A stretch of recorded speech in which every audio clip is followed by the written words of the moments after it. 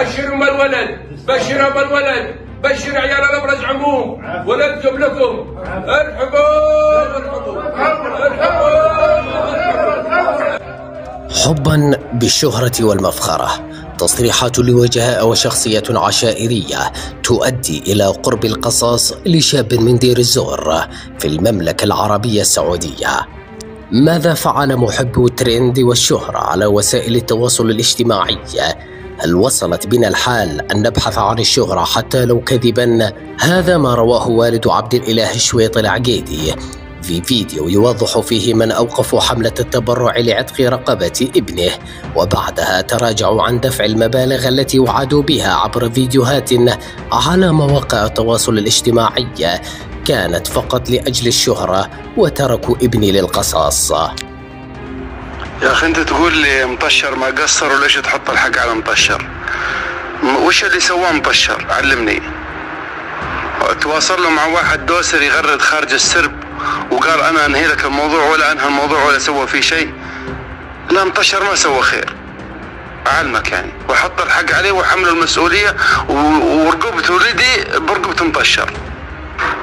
ليه؟ مطشر طلع ووقف الحملة، قال وقفوا خلاص الموضوع انتهى. على اي اساس انت منك توقف الناس؟ حط نفسك في مكاني الان، ولا حط نفسك في موقع مطشر ولا باي مكان. على اي اساس انت تطلع بالفيديو تقول الموضوع انتهى، الدواسر اكتفوا، وطلع كلامك انت مو صحيح؟ طيب هذا ايش معنى هذه؟ انت مطشر، من اللي طلب منك تطلع بفيديو؟ علمني. ومن اللي طلب منك الكلام هذا؟ ولا جيناك ولا كلمناك ولا شيء. انت عقيدي من عرض العقيدات. جوك العيال كلموكم البحرين على اساس موضوع القطه بس، انكم توقفون معنا بالقطه بس. ما قلنا لك راح اوقف حمله واطلع بفيديو وقول ترى الموضوع انتهى وخلاص، وكله يطلع كلام فاضي. طيب ولدنا وين يروح لو انقص بكره؟ ما يروح برقبتك انت مطشر. فمن جديد تعود قصة الشاب عبد الإله قاسم الشويط العقيدي لواجهة الحدث بعد أن توقفت حملة الدعم التي قام بها أبناء العشائر، فقد كانت قد تمكنت الحملة من جمع مبلغ أكثر من 2 مليون دولار، وكانت مستمرة وبقوة وبهمة عالية لعتق رقبته. لكن تفاجأ الجميع بخروج أحد الشيوخ من البحرين يدعى مطشر الدندل بمقطع فيديو ليبشر الجميع بأنه تم إنهاء الموضوع بعد تدخله مع أهل المغدور، وإنهم قبلوا بالمبلغ الموجود وإن القضية قد انتهت.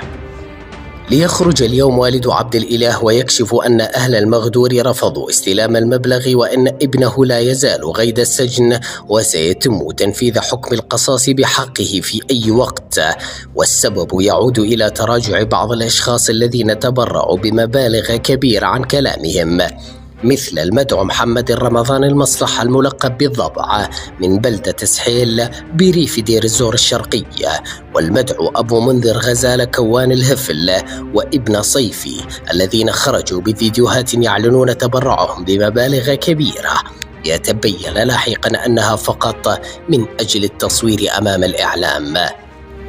فقد أصبح الإنترنت في زماننا أسهل وسيلة تساعد الناس للوصول إلى الشهرة عن طريق صناعة فيديوهات أو كتابة تدوينات أو نشر صور، سواء كان المحتوى جيدا أم سيئا.